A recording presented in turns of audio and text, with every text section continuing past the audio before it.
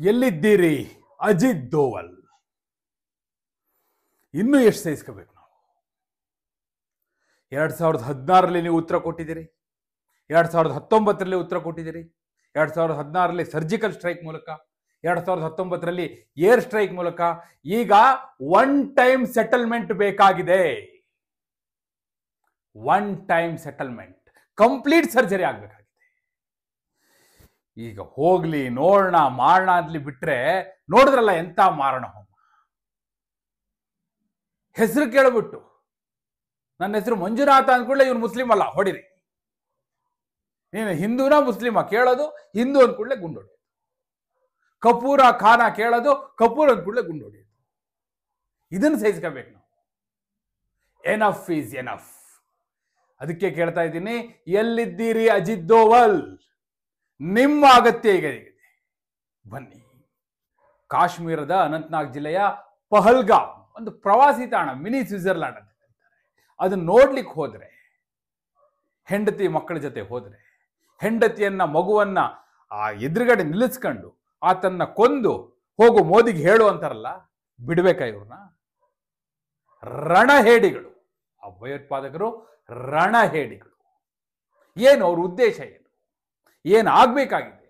ಈಗ ಅಜಿತ್ ದೋವಲ್ ಬಂದು ಮಾಡಬೇಕಾಗಿರೋದು ಇಂತಹ ಉಗ್ರ ದಾಳಿ, ಭಯೋತ್ಪಾದಕ ದಾಳಿ. ನಾನು ಹೇಳಿದ್ನಲ್ಲ, ರಣಹೇಡಿಗಳ ದಾಳಿ. ಅದು ಯಾರೋ ಅಮಾಯಕರು ಪ್ರವಾಸಿಗರಾಗಿ ಬಂದವರು. ನೋಡಿ, ಪಹಲ್ಗಾಮ್ ಇದೆಯಲ್ಲ, ಅದು ಪ್ರವಾಸಿ ತಾಣ. ಅದು ಅಲ್ಲಿಯ ಜನ ಯಾರಿದ್ದಾರೆ ಅದನ್ನು ನಂಬಿರುವವರು. ಅಲ್ಲಿ ಲೋಕಲೈಟ್ಸ್ ಯಾರು ಇದನ್ನು ಮಾಡ್ಲಿಕ್ಕೆ ಸಾಧ್ಯವೇ ಇಲ್ಲ. ನೇರವಾಗಿ ಪಾಕಿಸ್ತಾನದ ಕೈವಾಡ ಇದ್ರೆ ಮಾತ್ರ ಇಂತಹ ಕೃತ್ಯ ನಡೀಲಿಕ್ಕೆ ಸಾಧ್ಯ. ಪಾಕಿಸ್ತಾನದಿಂದ ಬಂದ ಟೆರರಿಸ್ಟ್ಗಳೇ ಇದನ್ನು ಮಾಡಿರ್ಲಿಕ್ಕೆ ಸಾಧ್ಯ. ಯಾಕಂದ್ರೆ ಅಲ್ಲಿ ಲೋಕಲೈಟ್ಸ್, ಈ ಪ್ರವಾಸಿಗರೇ ಅವರಿಗೆ ಜೀವನ ನಡೆಸಲಿಕ್ಕೆ ಇವರೇ ರಹದಾರಿ, ಇವರಿಂದಲೇ ಅವ್ರ ಜೀವನ ನಡೆಯೋದು. ಅಲ್ಲಿ ಲೋಕಲ್ ಯಾರು ಕೂಡ ಇದನ್ನು ಮಾಡ್ಲಿಕ್ಕೆ ಸಾಧ್ಯವೇ ಇಲ್ಲ. ನೋಡಿ ಹೇಗೆ ವರ್ಕ್ ಮಾಡುತ್ತೆ ಸ್ಲೀಪರ್ ಸೆಲ್ಗಳು ಅನ್ನೋದಕ್ಕೆ. ನೋಡಿ, ಅವ್ರ ವಿಡಿಯೋಗಳೆಲ್ಲ ನೋಡ್ತಾ ಇದ್ದೆ. ನಿನ್ನೆ ಹೇಳಿದ್ದಾರೆ, ನಾಳೆ ಪಹಲ್ಗಾಮಿಗೆ ಹೋಗ್ತೀವಿ ನಾವು, ಬಹಳ ಚೆನ್ನಾಗಿದೆ, ಬಹಳ ಸಂತೋಷದಿಂದ ಇದ್ದೀವಿ, ನಾವು ಖುಷಿ ಪಡ್ತಾ ಇದ್ದೀವಿ, ಎಂಜಾಯ್ ಮಾಡ್ತಾ ಇದ್ದೀವಿ. ಟ್ರಾವೆಲ್ಸ್ ಏಜೆನ್ಸಿ ಮೂಲಕ ಹೋಗಿರ್ತಾರೆ. ಹಾಗೆ ಹೋದವರು ಪಹಲ್ಗಾಮ್ ಇದೆಯಲ್ಲ, ಅಲ್ಲಿಗೆ ಯಾವುದೇ ವೆಹಿಕಲ್ ಹೋಗಲ್ಲ. ಒಂದು ನಡ್ಕೊಂಡು ಹೋಗ್ಬೇಕು, ಇಲ್ಲ ಕುದುರೆ ಮೇಲೆ ಹೋಗ್ಬೇಕು. ಇವರೆಲ್ಲ ಟ್ರೆಕ್ಕಿಂಗ್ ಹೋಗ್ತಾ ಇದ್ರು. ನೋಡಿದ್ರು ಟೆರರಿಸ್ಟ್ಗಳು, ಅದು ಎಲ್ಲೆಡೆ ಕೂತಿದ್ರು. ಅದರಲ್ಲೂ ಕೂಡ ಸೋಲ್ಜರ್ಸ್ಗಳ ಡ್ರೆಸ್ಸಲ್ಲೇ ಬಂದಿದ್ರಂಥವ್ರು. ಯಾರಿಗೆ ಗೊತ್ತಾಗ್ಲಿಕ್ಕೆ ಸಾಧ್ಯ? ಯಾರಿಗೆ ಅನುಮಾನ ಬರ್ಲಿಕ್ಕೆ ಸಾಧ್ಯ? ಬಂದು ಏಕಿ ಹೆಸರು ಕೇಳೋದು, ಮುಖ ನೋಡೋದು, ಇವನು ಮುಸ್ಲಿಂ ಅಲ್ಲ ಅನ್ಸುತ್ತೆ, ಹೊಡಿ ಅನ್ನೋದು, ಹೊಡಿ. ನಿನ್ನ ಹೆಸರನ್ನು ಕೇಳೋದು, ಮಂಜುನಾಥ ಅಂದ್ಕೂಡ್ಲೆ ಹೊಡಿ. ಖಾನ ಕಪೂರ ಕೇಳೋದು, ಕಪೂರ್ ಅಂದ್ಕೂಡ್ಲೆ ಹೊಡೆಯೋದು. ಹಿಂದೂನಾ ಮುಸ್ಲಿಮ ಕೇಳೋದು, ಹಿಂದೂ ಅಂದ್ಕೂಡ್ಲೆ ಹೊಡೆಯೋದು. ಈ ತರ ಗುಂಡಿನ ಸುರಿಮಳೆಗೈದು ಕೊಂದು ಹಾಕಿದ್ರಲ್ಲ, ಬಿಡಬೇಕಾಗಿ ಅವ್ರನ್ನ. ನೋಡಿ, 2016ರಲ್ಲಿ ಸರ್ಜಿಕಲ್ ಸ್ಟ್ರೈಕ್ ಆಯ್ತು across the line of control, POK. ಆಗ್ಲಾದ್ರೂ ಬುದ್ಧಿ ಕಲಿಬೇಕಿತ್ತು ಪಾಕಿಸ್ತಾನ. ಅದಾದ ನಂತರ 2019ರಲ್ಲಿ ಮತ್ತೊಮ್ಮೆ post Pulwama attack, air strike ಮಾಡಿದ್ರು, ಆಗ್ಲೂ ಬುದ್ಧಿ ಕಲಿಲ್ಲ. ಆಗಾಗ ತಮ್ಮ ಬಾಲ ಬಿತ್ತಾನೆ ಇರ್ತಾರೆ. ಈಗ ನಡೆದಿರೋದು ಇದೆಯಲ್ಲ, ಬಹುಶಃ ಇನ್ನೂ ಸಹಿಸ್ಲಿಕ್ಕೆ ಸಾಧ್ಯ ಇಲ್ಲದೆ ಇರುವಂಥದ್ದು. ಅದೇನು ಪಾಕಿಸ್ತಾನ ಮೇಲೆ ಯುದ್ಧ ಮಾಡ್ತಾರೋ ಅಥವಾ ಅದು ಯಾವ ರೀತಿ ದಾಳಿ ಮಾಡ್ತಾರೋ ಗೊತ್ತಿಲ್ಲ, ಆದರೆ ಒನ್ ಟೈಮ್ ಸೆಟಲ್ಮೆಂಟ್ ಆಗಲೇಬೇಕಾಗಿದೆ. ಇನ್ನು ಸಹಿಸ್ಲಿಕ್ಕೆ ಸಾಧ್ಯ ಇಲ್ಲ. Enough is enough. ನಮ್ಮ ಶಿವಮೊಗ್ಗದವರು ಮಂಜುನಾಥ್ ಅಂತೇಳಿ, ಪಾಪ ಮನುಷ್ಯ ಏನು ಮಾಡಿದ್ದ? ಅದು ಮಗುನ ಹಾಗೂ ಹೆಂಡತಿಯನ್ನ ಪಲ್ಲವಿ ಎದುರುಗಡೆ ನಿಲ್ಲಿಸ್ಕೊಂಡು ಗುಂಡು ಹೊಡೆದು, ಆ ತಾಯಿ ಹೇಳಿದ್ರಂತೆ, ನಮ್ಮನ್ನು ಕೊಂದು ಬಿಡಪ್ಪ, ನಮ್ಮನ್ನ ಯಾಕೆ ಉಳಿಸಿದ್ಯಾ ಅಂದ್ರೆ, ಹೋಗು ಮೋದಿಗೆ ಹೋಗಿ ಹೇಳಿ, ನೀನು ಮೋದಿಗೆ ಹೋಗಿ ಹೇಳಕ್ ನೀನ್ ಇರ್ಬೇಕು, ನೀ ಬದುಕಿರ್ಬೇಕು. ಯಾಕಂದ್ರೆ ಮೋದಿಗೆ ಹೋಗಿ ಹೇಳ್ಬೇಕಲ್ಲ ನೀನು, ಅದಕ್ಕೆ ಬದುಕಿರ್ಬೇಕು ಅನ್ನಂತ ಉಗ್ರ. ಬಿಡ್ಬೇಕಾ ಇವ್ರನ್ನ? ಲೆಕ್ಕ ಚುಕ್ತ ಮಾಡ್ಲೇಬೇಕಲ್ವಾ? 2016 2019 ಅವತ್ತಿನ ಸರ್ಜಿಕಲ್ ಸ್ಟ್ರೈಕ್, ಅದಾದ ನಂತರ ಆದಂತ ಏರ್ ಸ್ಟ್ರೈಕ್ ಅಲ್ಲ, ಈಗ ಆಗ್ಬೇಕು surgery. One time surgery, complete ಲೆಕ್ಕ ಚುಕ್ತ ಆಗಲೇಬೇಕು. ಈಗೊಂದು 5-6 ವರ್ಷದಿಂದ ಯಾವುದೇ ಘಟನೆಗಳು ನಡೆದಿರಲಿಲ್ಲ. 2019 ನಂತರ ಪೋಸ್ಟ್ ಪುಲ್ವಾಮಾ ಅಂತಹ ದಾಳಿಗೆ ಇವ್ರಿಗೆ ಅವಕಾಶ ಸಿಕ್ಕಿರಲಿಲ್ಲ. ಬಹುಶಃ ಕಾಯ್ತಾ ಇದ್ರು ಅನ್ಸುತ್ತೆ. ಅದಕ್ಕೆ ಹೇಳಿದ್ದು ಸ್ಲೀಪರ್ ಸೆಲ್ಗಳು ಹೇಗೆ ವರ್ಕ್ ಆಗುತ್ತೆ ಅಂತ ಹೇಳಿ. ಬಹುಶಃ ಇನ್ನೂ ಯಾಕೆ ಸಹಿಸಬೇಕು, ಯಾಕೆ POK ಇನ್ನೂ ಯಾಕೆ ಬಿಟ್ಟಿದ್ದೀರಿ POKನ? ಇನ್ನು ಸಹಿಸಲೇಬಾರ್ದು. ಇದೇ ಸಮಯ, ಇದೇ ಸಂದರ್ಭ, ತಗೊಳ್ಳಿ ನಮ್ಮ ಕಾಶ್ಮೀರವನ್ನು ನಮ್ಮ ಅದೇನಾಗುತ್ತಾಗಲಿ. ಯಾಕಂದ್ರೆ ಹೀಗೆ ಆಗ್ತಾನೆ ಹೋಗುತ್ತೆ ಅಂದ್ರೆ ಎಲ್ಲಿವರೆಗೂ ಸಹಿಸ್ಲಿಕ್ಕೆ ಸಾಧ್ಯ? ಹೋದ ಜೀವಗಳಿಗೆ ಹೊಣೆ ಯಾರು? ರಕ್ತದ ಮಡುವಿನಲ್ಲಿ ಬಿದ್ದಿದ್ದಾರೆ. ಅಲ್ಲಿನ ಸೌಂದರ್ಯವನ್ನು ಆಸ್ವಾದಿಸ್ಲಿಕ್ಕೆ ಹೋದವರು, ಕಾಶ್ಮೀರದ ಕೇಸರಿಯನ್ನ ನೋಡ್ಲಿಕ್ಕೆ ಹೋದವರು ಕೆಂಪು ರಕ್ತದ ಮಡುವಿನಲ್ಲಿ ಬಿದ್ದಿದ್ದಾರೆ. ಆ ತಾಯಿ ಪಲ್ಲವಿ ಹೇಳ್ತಾರೆ, ಹೇಗೋ ಅವರ ಶವನ ತಗೊಂಡು ಹೋಗ್ಬಿಟ್ರೆ ಸಾಕು, ಆ ಪರಿಸ್ಥಿತಿಗೆ ಬಂದಿದ್ದಾರೆ. ಬಿಡ್ಬೇಕಾ ಇವ್ರನ್ನ? ಲೆಕ್ಕ ಚುಕ್ತ ಮಾಡ್ಬೇಕಲ್ವಾ? ನೋಡಿ, ಅಜಿತ್ ದೋವಲ್ ಅವರು ಕೌಂಟರ್ ಟೆರರಿಸಮ್ಗೆ ಅವರು ಹೆಸರುವಾಸಿ. ಈಗ ಯಾವ ಲೆವೆಲಿಗೆ ಕೌಂಟರ್ ಮಾಡ್ಬೇಕಂದ್ರೆ ಮತ್ತೆ ಅವರು ತಲೆ ಎತ್ತಲಿಕ್ಕೆ ಅವಕಾಶ ಕೊಡಬಾರ್ದು, ಆ ರೀತಿ ಕೌಂಟರ್ ಮಾಡಬೇಕು. ನೋಡಿ, ಇದೆಲ್ಲವೂ ಕೂಡ ಒಂದು ದೇಶವಾಗಿ ಭಾರತಕ್ಕೆ ಹೊಡೆತ ಕೊಡಬೇಕು ಅಂತ ಅವ್ರ ಗುರಿ. ಒಬ್ಬ ಮಂಜುನಾಥ, ಒಬ್ಬ ಶಂಕರ, ಒಬ್ಬ ಶಿವ, ಒಬ್ಬ ನಾರಾಯಣ, ಒಬ್ಬ ಲಕ್ಷ್ಮಣ, ಒಬ್ಬ ರಾಮ ಅಲ್ಲ. ಅವರ ಗುರಿ ಇಡೀ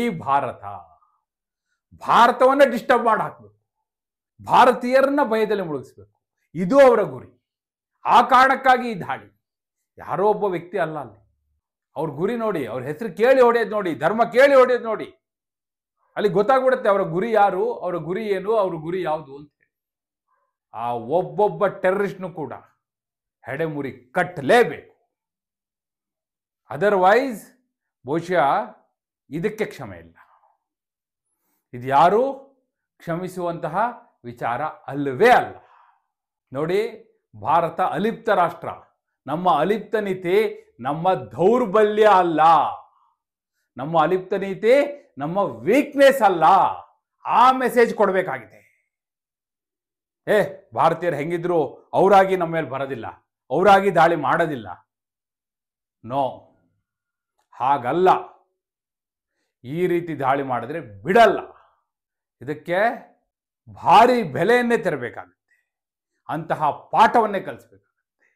ಮತ್ತೆ ಇಂಥದ್ದನ್ನ ಮಾಡುವಂತ ಆಲೋಚನೆಯೂ ಮಾಡ್ಲಿಕ್ಕೆ ಅವರಿಗೆ ಅವಕಾಶ ಸಿಗಬಾರ್ದು, ಉಳಿಬಾರ್ದು ಅಂಥದ್ದನ್ನು ಆಲೋಚನೆ ಮಾಡಲಿಕ್ಕೆ. ಆ ರೀತಿಯ ಪ್ರತ್ಯುತ್ತರವನ್ನ ಕೊಡಲೇಬೇಕಾಗುತ್ತೆ. ಹಾಗೆ ಮಾಡಿದರೆ ಮಾತ್ರ ಬಹುಶಃ ಭಾರತವನ್ನು ಗುರಿಯಾಗಿಸ್ಕೊಂಡೇನು ದಾಳಿ ಮಾಡ್ತಿದಾರಲ್ಲ ಅವರ ಎದೆಯಲ್ಲಿ ಒಂದು ನಡುಕವನ್ನ ಹುಟ್ಟಿಸ್ಲಿಕ್ಕೆ ಸಾಧ್ಯ. ಆ ಕೆಲಸ ಈಗ ಆಗ್ಬೇಕಾಗಿದೆ. ಅದೇ ಕಾರಣಕ್ಕಾಗಿ ನನ್ನ ಮೊದಲ ಪ್ರಶ್ನೆ, ಎಲ್ಲಿದ್ದೀರಿ ಅಜಿತ್ ದೋವಲ್? ಎಲ್ಲಿದ್ದೀರಿ? ಇಂಥ ಸಂದರ್ಭಗಳು ಬಂದಾಗೆಲ್ಲ ಮೊದಲು ನೆನಪಾಗೋದೇ ನೀವು. ಈಗಲೂ ನೀವೇ ಮುಂದೆ ಬರಬೇಕು, ನೀವೇ ತಕ್ಕ ಪ್ರತ್ಯುತ್ತರ ಕೊಡಬೇಕು. One time settlement, one time surgery ಮತ್ತೆ ತಲೆ ಎತ್ತದ ಹಾಗೆ ಮಾಡಲೇಬೇಕು. ಈ ಹಿಂದೆ ಹಲವು ಬಾರಿ ನೀವು ಪಾಠ ಕಲಿಸಿದಿರಿ. ನಾವ್ಯಾರು ಕಲ್ಪನೆಯೂ ಮಾಡದಂತಹ ಪ್ರತ್ಯುತ್ತರಗಳನ್ನ ಕೊಟ್ಟಿದ್ದೀರಿ. ಪಾಕಿಸ್ತಾನಕ್ಕೆ ಕೊಟ್ಟಿದ್ದೀರಿ, ಸರ್ಜಿಕಲ್ ಸ್ಟ್ರೈಕ್ ಮೂಲಕ ಕೊಟ್ಟಿದ್ದೀರಿ, ಏರ್ ಸ್ಟ್ರೈಕ್ ಮೂಲಕ ಕೊಟ್ಟಿದ್ದೀರಿ.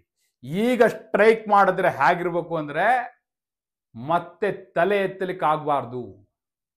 ಬಹುಶಃ ಎಮೋಷನಲ್ ಅನ್ಸ್ಬೋದು, ಆದರೆ ಇನ್ನೂ ಸಹಿಸಿದ್ರೆ ದೇರ್ ಇಸ್ ನೋ ಎಂಡ್. ಅದಕ್ಕೆ ನಾ ಹೇಳಿದ್ದು, ಸ್ವಲ್ಪ ಭಾವುಕವಾಗಿ ಮಾತಾಡಿರ್ಬೋದು, ಯುದ್ಧ ಆಗ್ಬೇಕು ಅಂತ ಅನಿಸೋದು ಸಹಜ. ಹೀಗಾದಾಗ ಯಾರೋ ಅಮಾಯಕರ ಜೀವಗಳನ್ನ ಹೀಗೆ ನಡು ಬೀದಿಯಲ್ಲಿ ಧರ್ಮ ಕೇಳಿ, ಹೆಸರು ಕೇಳಿ ಜೀವ ತೆಗಿತಾರೆ, ಗುಂಡು ಹೊಡಿತಾರೆ ಅಂದ್ರೆ ರಕ್ತ ಕುದಿಯಲ್ವಾ? ಕುದಿಯದೇ ಇದ್ರೆ ಅದು ರಕ್ತವೇ ಅಲ್ಲ. ಹೀಗಾಗಿ ಇದು ಸಮಯ. ಈಗಾಗಲೇ ಉತ್ತರಗಳು ಹೋಗಿದೆ, ಏನು ಮೆಸೇಜ್ ಕೊಡಬೇಕು ಕೊಟ್ಟಿದ್ದಾರೆ. ಆದರೆ ಬರೀ ಮೆಸೇಜ್ ಅಲ್ಲ, ಜನ ನಿರೀಕ್ಷೆ ಮಾಡೋದು ಮಾತಲ್ಲ, ಕೃತಿಯಲ್ಲಿ ಅದಾಗಲಿ, ಈಗಲೇ ಆಗಲಿ.